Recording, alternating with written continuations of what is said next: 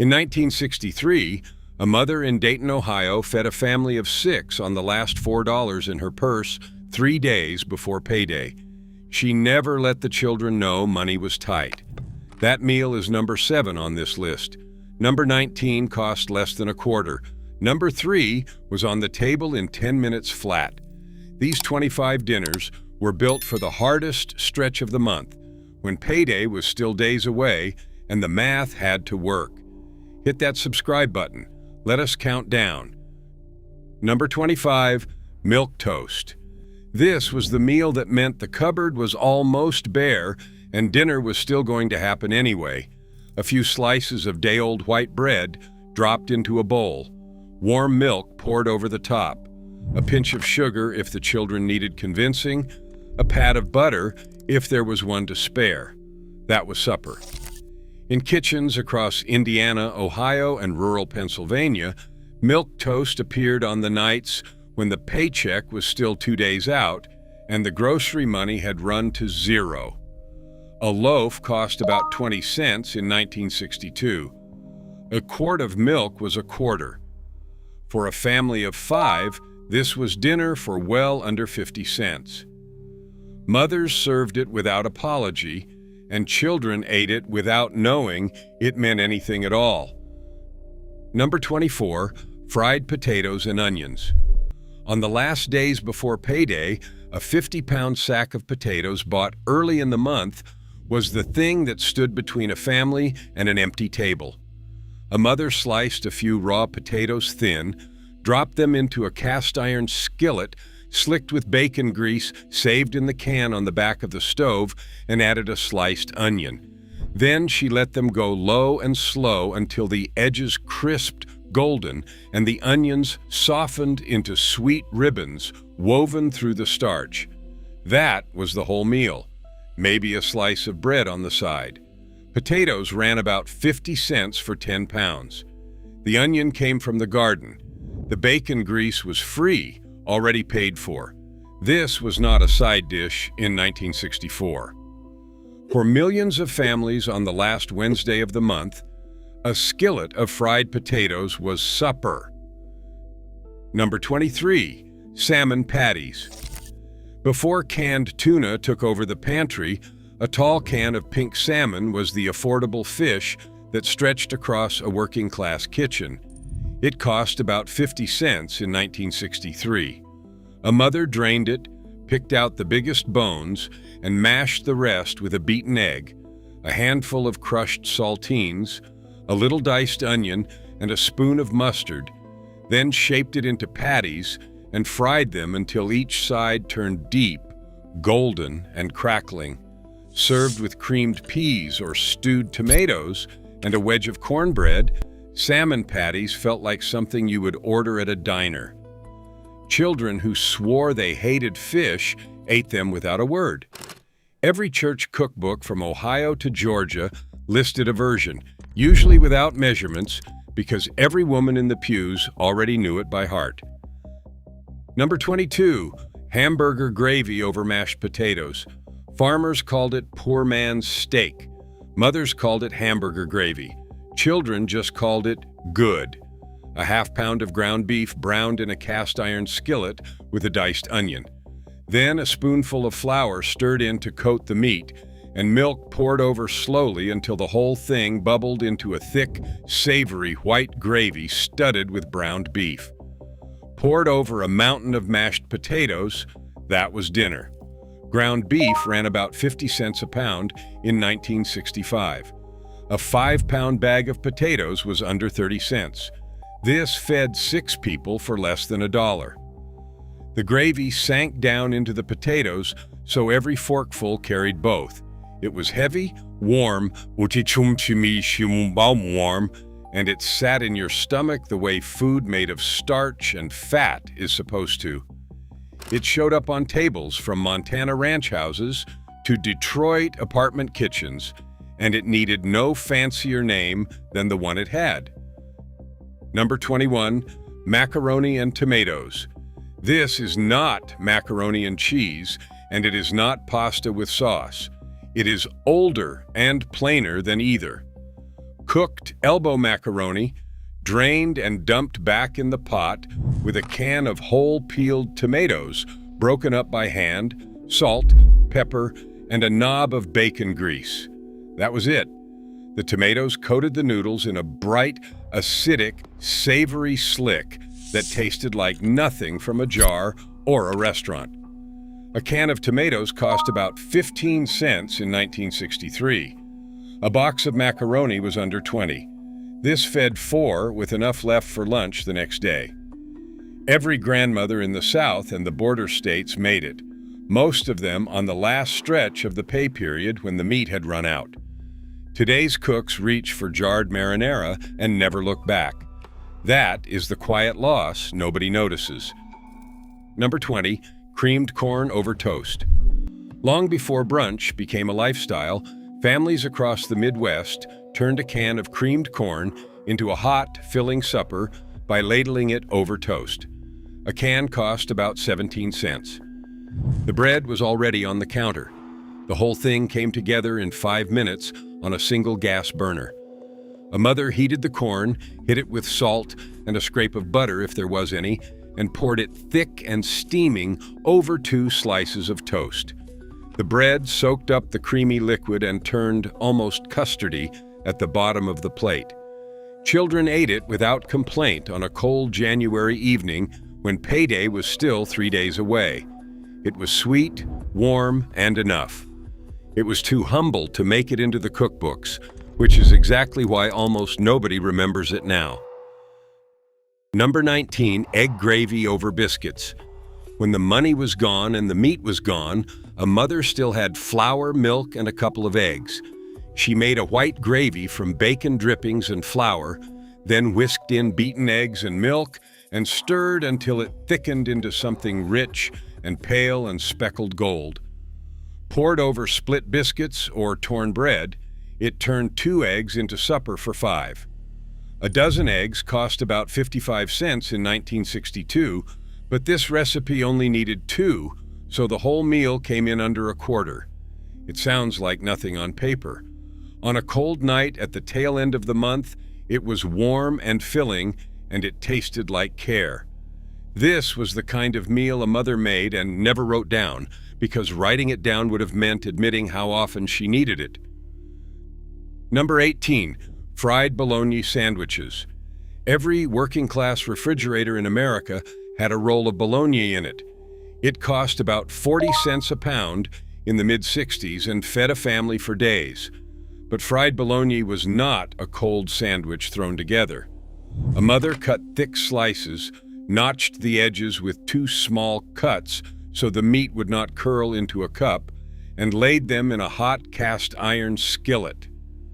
The bologna blistered and browned and swelled in the center, filling the kitchen with a smell that pulled children in from 3 rooms away. Served on white bread with yellow mustard and maybe a slice of that bright orange government cheese, it was a proper hot meal. Fathers ate it after a long shift. Kids ate it before school. There was no shame in it because everyone was frying the same bologna in the same kind of pan. Number 17, potato soup. On farms across the rural South and the Midwest, potato soup was not a starter. It was the whole supper. Diced potatoes simmered in water with a chunk of salt pork or a spoon of bacon grease until they were soft enough to break apart with a spoon, thickening their own broth into something creamy without a drop of cream. An onion went in early. Salt and pepper came at the end. A splash of canned evaporated milk, if the pantry had one, made the broth rich. Salt pork cost about 15 cents a pound. The potatoes came from the sack or the garden. This dinner cost almost nothing and filled every bowl at the table. Small golden pools of fat floated on top, and children dragged cornbread through it until the bowl was clean, the way nothing got left in those years, not on the days the wallet was thin. Number 16, stuffed bell peppers. This was the dish that made 1 pound of ground beef feed a family of 6 without anyone feeling shorted. Bell peppers, halved and scraped clean, were filled with a mix of browned ground beef, cooked rice, canned tomatoes, and onion, then baked in a dish with a little tomato juice in the bottom to steam them tender. The rice doubled the filling for pennies, and the pepper became the bowl. Bell peppers cost about a nickel each at a roadside stand. Ground beef was around 50 cents a pound. These sat in the center of weeknight tables across Ohio, Indiana, and Illinois. They looked like effort. They felt like abundance. They were, in truth, 1 pound of beef doing the work of 3. First pattern break. Here is where the truth about these meals gets clear. None of them were about flavor first. They were about arithmetic. A 1960s mother was not following a recipe when payday was 3 days out. She was solving a math problem with the family's dinner as the answer. How do you turn a half pound of meat into 6 plates? How do you make a can of tomatoes feel like a meal? How do you feed everyone and still have something in the cupboard tomorrow? These women ran their kitchens the way an accountant runs a ledger, except the stakes were their children going to bed full or not. And here is the part nobody talks about. They made it look effortless. The kids grew up thinking Wednesday was just fried potato night. They never knew it was fried potato night because there was nothing else in the house. That was the real skill, not the cooking, the hiding of how hard it was. Number 15, tuna noodle casserole. By the mid-60s, canned tuna had become the cheap pantry protein, and the cream of mushroom soup had become the engine of American home cooking. A can of tuna, a handful of egg noodles, a can of cream of mushroom soup, and a scoop of frozen peas, if you had them, all baked together in one dish with a little milk. 12 to 20 minutes in the oven, and the whole kitchen smelled like every Wednesday from 1960 to 1975. Some mothers crushed potato chips over the top for a crunch that made the children feel like they were eating something special. For a family on the last stretch before payday, this was the meal you could make with your eyes closed. A can of tuna was under $0.25. The soup was a dime. It fed everyone, it reheated the next day, and it asked almost nothing of a tired woman at the end of a long month. Number 14, chipped beef on toast. The military had an unprintable name for it. Every veteran who came home from Korea knew it by that name and ate it without complaint. Thin slices of dried, salty beef, sold in small glass jars for about 35 cents, torn into strips and stirred into a thick white sauce of butter, flour, and milk, then poured over toast. The saltiness of the beef seasoned the whole sauce with no extra effort. The toast went soft beneath the weight of the cream gravy. Men who had eaten it on a base somewhere brought the recipe home because it was fast and filling. Through the 60s, it showed up as a weeknight supper, a quick lunch, a Sunday breakfast. 1 jar of beef and a little flour and milk turned into dinner for a whole family for under 50 cents. Today it survives mostly in old soldiers' stories. Number 13, goulash. This was not the Hungarian dish with paprika and slow-cooked beef. This was American poverty food wearing a borrowed name. A pound of ground beef browned in a pot and drained, then a box of elbow macaroni and a can or 2 of tomato sauce, plus enough water to cook the noodles right in the same pot. 15 minutes and you had a meal that tasted like a stripped-down version of every casserole a mother ever made. Children loved it. It reheated better than it cooked, tasting even richer the second day when the sauce had soaked into the noodles. A pound of beef, a box of macaroni, and a can of sauce came to well under $1 and fed 6 with leftovers. In most American households through the 1960s, this was simply called goulash, and it kept millions of families fed when the budget was scraped down to nothing. Number 12, liver and onions. Beef liver was one of the most nourishing things a family could put on the table in the 1960s, packed with iron and B12 and protein, and it cost about 30 cents a pound. Butchers had more of it than they could sell. A mother sliced it thin, dredged it in seasoned flour, and laid it into a hot skillet, while onions caramelized in a second pan. The liver cooked fast, 2 minutes aside. Any longer and it turned tough and bitter, which is exactly why a whole generation grew up claiming to hate it. Done right, it was mild and rich, golden and crisp outside, still faintly pink within, with a soft, sweet pile of onions over the top. Served with mashed potatoes, it was a complete, nourishing meal for around 30 cents. We stopped making it because eventually we could afford to. The nutrition never went anywhere, only the knowledge did. Number 11, pancakes for supper. In a lot of houses, the surest sign that payday was still coming was pancakes on the dinner table. Flour, a little baking powder, an egg, milk, and a spoon of grease made a batter that turned into a stack of hotcakes for pennies. A cup of flour cost next to nothing, and one egg stretched the whole batch. Mothers flipped cake after cake, while the kids waited with their forks up. Breakfast for supper felt like a treat to the children.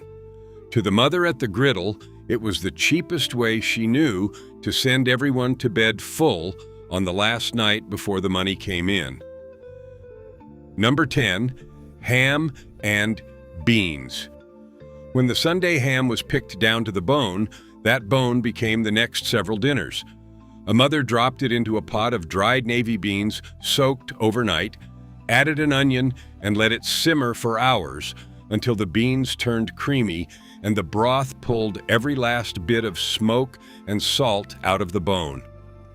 By supper, you could not tell where the broth ended and the beans began, thick enough to hold a spoon upright.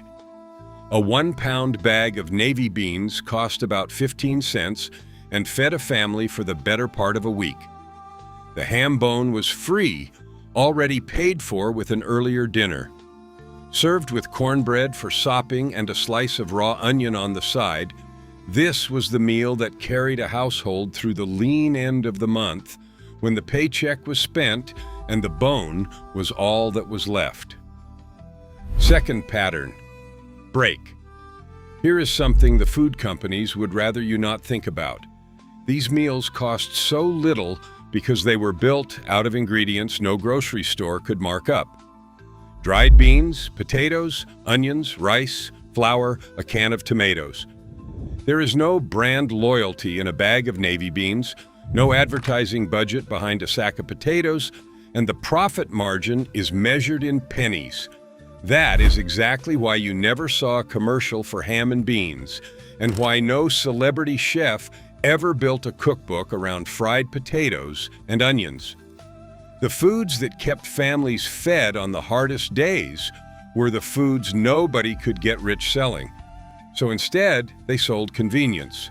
Boxed dinners, frozen trays, cans of soup that cost more than the pot of beans they replaced and fed you worse. A whole generation of mothers knew how to feed 6 people on $1. We traded that knowledge for a full supermarket and a thinner wallet, and we called it progress. Number 9, wilted lettuce salad. This one sounds like something a fancy restaurant invented, but it was really the poor family's answer to limp garden lettuce and a little leftover bacon grease. Leaf lettuce, straight from the backyard row, went into a bowl. In the skillet, bacon grease was heated with a splash of cider vinegar and a pinch of sugar until it bubbled and spat. Then, that hot dressing was poured straight over the raw leaves. The heat wilted them instantly, the vinegar brightened everything, and the fat left a glossy, rich coating that turned plain greens into something that felt almost like a treat. Served next to cornbread or a bowl of beans, it rounded out a summer supper for almost nothing, made from a single row of lettuce and the grease already saved on the stove. It lived in handwritten community cookbooks passed between neighbors, and today it has all but vanished. Number 8, cabbage and noodles. A head of cabbage cost about $0.10 and could feed a family for 2 or 3 nights. sliced thin and cooked down slow in a skillet with butter or bacon grease until it turned silky and sweet, then tossed with egg noodles, salt, and plenty of black pepper. It became a full, hot meal for pennies a plate. Polish and German families across Chicago and the industrial Midwest made it every week, especially at the end of the pay period. It crossed every ethnic line because a tight budget does not care where your grandparents came from. No expensive ingredient, no meat required, just cabbage, noodles, fat, and salt cooked together into something far more satisfying than the sum of its parts, filling the kitchen with a warm, buttery smell that made a lean Tuesday feel like enough. Number 7, poor man's meal.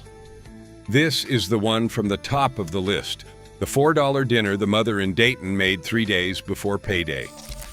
Sliced potatoes, a sliced onion, and a package of hot dogs cut into coins, all fried together low and slow in one skillet until the potatoes went golden and the hot dogs browned at the edges and everything took on the flavor of everything else. That was the whole meal. One pan, one burner. Potatoes were pennies out of the sack. A package of hot dogs ran about 50 cents in 1963 and stretched across the whole skillet when it was mostly potatoes. This was the classic end-of-the-month dinner, the meal that showed up when the wallet was nearly empty, but the kids still had to eat well. It was hearty and hot and tasted far better than something so cheap had any right to. Whole families remember it fondly and never knew it was born of a nearly empty purse. Number 6, tomato soup with rice. When there was almost nothing in the house, a can of condensed tomato soup became a real supper by stretching it with rice. A can cost about a dime. A cup of cooked rice, already a pantry staple, bulked it up into something thick and filling instead of thin and quick to leave you hungry again. A splash of milk made it creamy. A little butter and pepper finished it. Ladled into bowls with crackers crushed on top or a grilled cheese on the side, it fed a table for almost nothing. The rice was the trick that turned a snack into a meal, the difference between children going to bed satisfied and asking for more an hour later. On the coldest, leanest nights of the month, a pot of tomato rice soup was warmth and fullness for under a quarter. Number 5, fried cornmeal mush. First cousin to the grits of the South and the polenta of Italy, fried mush was what a family made when the cornmeal was cheap and everything else was gone. Cornmeal boiled in water until it thickened into a stiff porridge, then poured into a loaf pan and left to set firm overnight. The next evening, the loaf was turned out, sliced thick, and fried in bacon grease until each side turned deep gold and crisp. Served with a drizzle of molasses or syrup or under an egg, it filled a table for pennies. A bag of cornmeal cost almost nothing and stretched for weeks. The Pennsylvania Dutch made it, the Southern Hills made it, the Midwest farm kitchens made it. It was plain and heavy, and it sat in the stomach through a long, cold night when there was nothing else to send the children off with.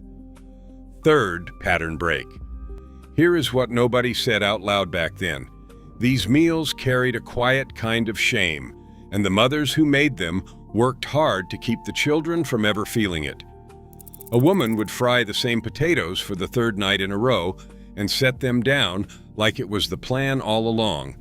She would call milk toast a treat.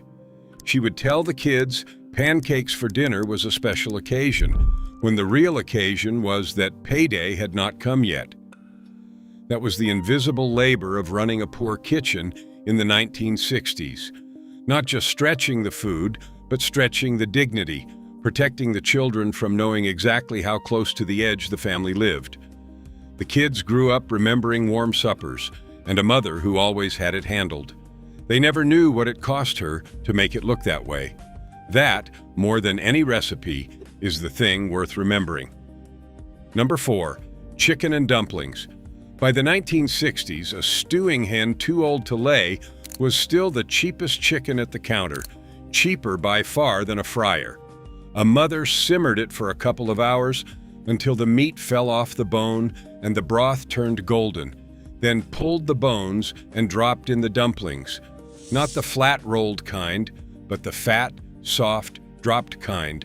Spoonfuls of flour and baking powder and milk that swelled into pale, tender clouds and drank up the chicken flavor from the inside out. The whole pot thickened into something between a soup and a stew. A single batch fed a family for days and cost only a couple of dollars for the bird, most of it bone and broth. This was the meal a mother made when someone was sick, when the cold set in and nothing else would do. It was care you could eat, and it stretched one tough old hen across a whole grateful table. Number 3, creamed peas on toast. This was the 10-minute supper, on the table almost as fast as you could toast the bread. A can of peas, warmed in a white sauce of butter, flour, and milk, seasoned with salt and pepper, then poured thick over toast. That was the whole meal. A can of peas cost about 15 cents. The sauce came together out of pantry staples in a single small pot. The toast soaked up the creamy sauce until the bottom turned soft, and the peas gave it just enough substance to feel like dinner and not a snack. On a night when the mother came home tired and the money was thin, creamed peas on toast was salvation in 10 minutes flat. It filled small stomachs for pennies and asked almost nothing of the person making it. Simple, fast, and gone from the American table almost entirely. Number 2, beans and cornbread. Across the mountains south, this was not a side. This was the meal. A pot of pinto beans started the night before, soaked, then simmered all day with a ham hock or a piece of salt pork, seasoned with nothing but salt and pepper. By supper, the beans had broken down at the edges, thickening the pot liquor into a rich, dark broth that tasted nothing like canned beans. A cast-iron skillet of cornbread baked while the beans simmered. You crumbled the cornbread right into the beans and ate from a single bowl. In parts of Kentucky and Tennessee, this appeared 5 or 6 nights a week for families who could not afford anything else, and without fail on the days the paycheck had run dry. The beans cost about 15 cents a pound. The ham hock was a scrap the butcher nearly gave away. This meal built the generations who worked the coal mines and the textile mills, and they never once asked for anything fancier. They had this, and this was enough. Number 1, bean scene soup. At the top of the list is something so plain that naming it almost feels like a letdown. Not a famous regional version with a story attached. Just dried beans, whatever kind was in the pantry, simmered in water with an onion, a bay leaf if there was one, and whatever scrap of cured pork the kitchen had, cooked until the beans broke down and thickened the water into something that could carry a family through the leanest days of the month. This is the meal that appears in every American memory of getting by. From the coal towns of Appalachia to the farm towns of the plains to the tenement kitchens of the industrial North. A pound of dried beans cost a dime or so throughout the 1960s, and it fed 6 people for 2 days.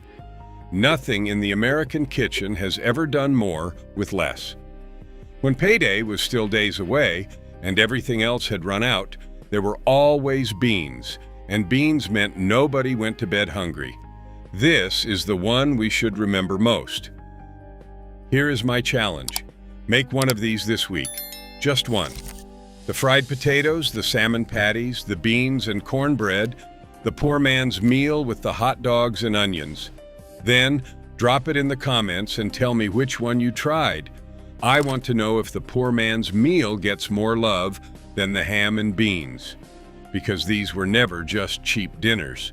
They were a mother's quiet promise that no matter how thin the wallet got, Everyone at her table was going to eat tonight.